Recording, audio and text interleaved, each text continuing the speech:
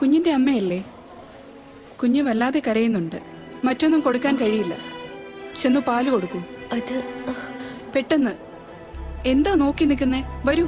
Madam, അതെനിക്ക് കഴിയില്ല. What? എന്താ നിങ്ങൾ ഈ പറയുന്നത്? അത് ഇവളാ കുഞ്ഞിന്റെ അമ്മയല്ല.